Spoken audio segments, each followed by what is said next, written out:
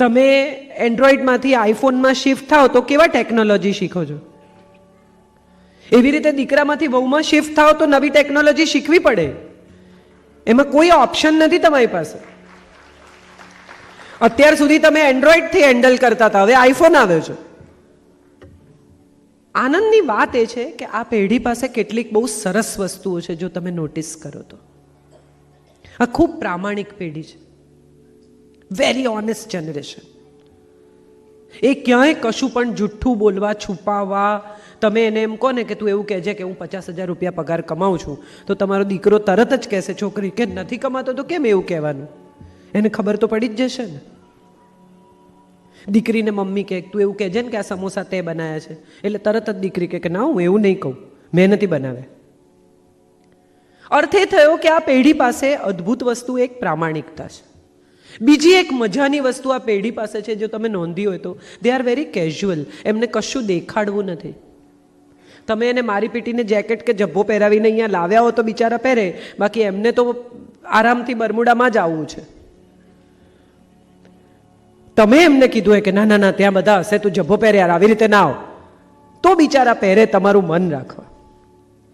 આ બાળકોનો ધર્મ એમનો પોતાનો ધર્મ છે. તમે ગાડીમાંથી બહાર કચરો ફેંકો ને એટલે તરત એ તમને આમ જુએ. કદાચ તમને કશું કહે નહીં સન્માનમાં, પણ આ પેઢી તમે જુઓ કચરો ક્યાંય ફેંકતી નથી. આ પેઢી પાસે એની પોતાની માનસિકતા છે. આ પેઢી પાસે ટ્રાન્સપરન્સી છે, કારણ કે એને ખબર છે કે ટેકનોલોજીની ટ્રાન્સપરન્સી તરત જ બધું ખોલી નાખશે.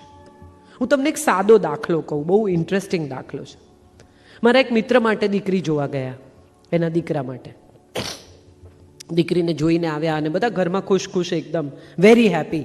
બહુ સરસ છોકરી છે, બહુ ડાઈ છોકરી છે, આવી છે તેવી છે, બધી વાત પતી ગઈ. એટલે મારા મિત્રની દીકરી, જે છોકરા માટે છોકરી જોવા ગયેલા, એની બહેને કહ્યું કે ચલો આપણે એનું ફેસબુક ચેક કરીએ.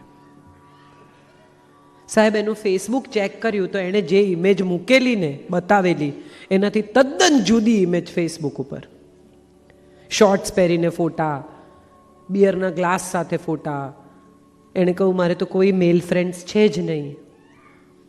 અને તમે જુઓ તો બધા છોકરાઓ સાથે ગોવા ગઈ હતી એના, એટલે ફેમિલી, એના બીજા બધા છોકરીઓ પણ હતી, પણ એના બધા ફોટા. બહુ મજાની વાત હવે આવે છે. મારા મિત્રએ કહ્યું કે આવી રીતે જુઠ્ઠું બોલે એના આપણે નથી, એમાં પડવું જ નથી, આપણે ના પાડી દઈએ. એટલે મારા મિત્રનો દીકરો, જેને માટે આ છોકરી જોયેલી, એણે કહ્યું કે ના મારે એકવાર એને મળવું છે. હી mat him and he said કે આ બધું તે મને કહ્યું હોત તો પણ ફરક ના પડત. હું પણ આવો જ છું.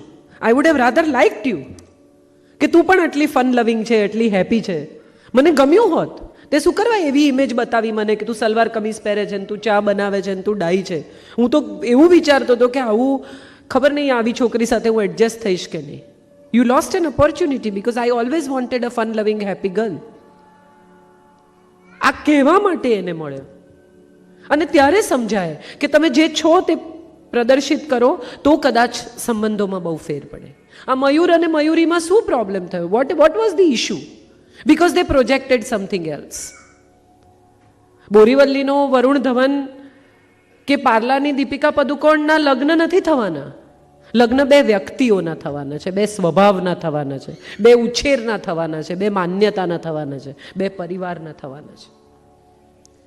તમારું સંતાન જેને પ્રેમ કરતું હોય ને એની સાથે એડજસ્ટ કરશે.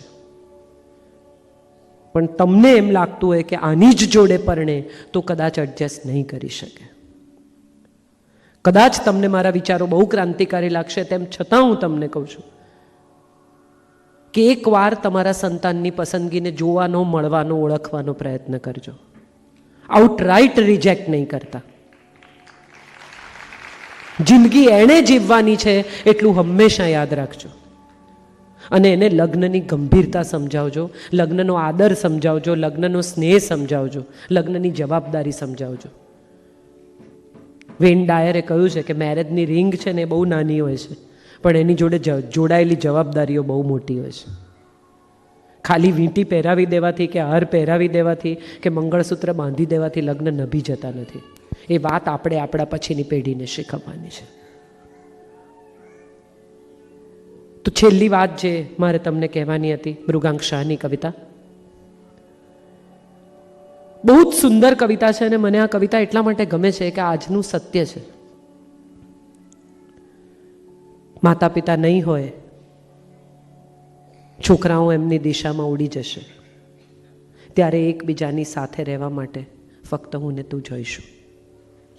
તું મારા ચોકઠા શોધજે, હું તારા ચશ્મા શોધવામાં મદદ કરીશ.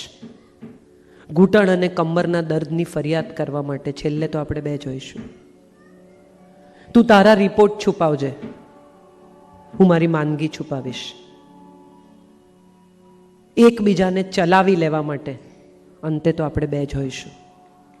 ગમે તેટલું લડીએ, ગમે તેટલું ઝઘડીએ, એકબીજા સાથે ગમે તેટલા વાંધા પાડીએ, પણ એકબીજાની પાછળ રડવા માટે, એકબીજા માટે ઝૂરવા માટે અંતે તો આપણે બે જોઈશું. જો આ વાત આજના દંપતી સમજી જાય ને સાહેબ, તો રહ્યા સયા વર્ષો પણ બહુ સુખથી જીવી શકાય. પત્ની અરીસામાં ચાંદલા ચોંટાડે ને ત્યારે પતિઓ બહુ ગુસ્સો કરે, આ બધું બાજુમાં ગુંદર લાગી જાય છે, ચાંદલા ચોંટાડે છે, બધું ગંદુ કરે છે. એક સમય એવો આવશે કે જે દિવસે આ ચાંદલા ઉખાડવા માટે કોઈ હશે જ નહીં. કેટલી બધી પત્નીઓ ફરિયાદ કરે કે આપણે ફોન કરીએ ત્યારે ઉપાડે જ નહીં, હું કરીને વાત કરે. સાહેબ, હુંનો અવાજ પણ સંભળાય છે. તમે રિંગ વગાડ્યા જ કરો અને કોઈ ઉપાડે જ નહીં, એ સ્થિતિની કલ્પના કરી છે કોઈ દિવસ? જે સંતાન આપણી સાથે રહે છે એનો રૂમ ગંદો છે, એ મોડા આવે છે, એ કોઈનું સાંભળતા નથી, એ આમ કરે છે, તેમ કરે છે, પણ એ બાળક અમેરિકા જતું રહેશે ને તો 2 બેડરૂમનું ઘર 12 બેડરૂમનું થઈ જશે, ખબર જ નહીં પડે. એટલો ખાલીપો આવશે. પણ તમારો સ્નેહ હશે, તમારું બંધન હશે, તમે એને બહુ જ વહાલ કર્યું હશે ને સાહેબ, તો 2 વર્ષ ભણીને કહેશે કે મારે અહીંયા નથી રહેવું, હું તો તમારી સાથે રહીશ. એ તમારે કરવું પડશે, એ બીજું કોઈ નહીં કરે. કેમ જતા રહે છે છોકરાઓ? તમારા સપના પૂરા કરવા એની જવાબદારી નથી. તમે એક્ટર ના બની શક્યા એટલે એણે બનવાનું, તમે એન્જિનિયર ના બની શક્યા એટલે એણે બનવાનું, તમે ડૉક્ટર છો માટે એણે ડૉક્ટર થવાનું, એને પેઇન્ટર થવું છે, થવા દો. કદાચ વિશ્વનો સારામાં સારો પેઇન્ટર થશે, હુસેન થશે. એને કરવા દો, એને જે કરવું છે. આટલું જ મારે તો કહેવાનું છે. આ સંસારની સરગમની જે વાત આપણે સાંભળી અને એમણે કહ્યું કે એમની પાસે બધા પ્રશ્નોના જવાબો છે, ના, મારી પાસે પણ બધા પ્રશ્નોના જવાબો નથી, પણ એટલું ચોક્કસ છે કે મેં મારી રીતે આ પ્રશ્નોના જવાબ શોધવાનો પ્રયત્ન કર્યો છે, સામાજિક નિસ્બત ઊભી કરી છે. હું બોલું છું ને તમે સાંભળો છો, એનું સૌથી મોટું કારણ એ છે કે હું જિંદગીને બહુ ઘસાઈને પસાર થાઉં છું, જિંદગીને બહુ નજીકથી જોઉં છું, સમજવાનો, ઓળખવાનો, પ્રેમ કરવાનો પ્રયત્ન કરું છું. માણસ માત્રને ચાહું છું.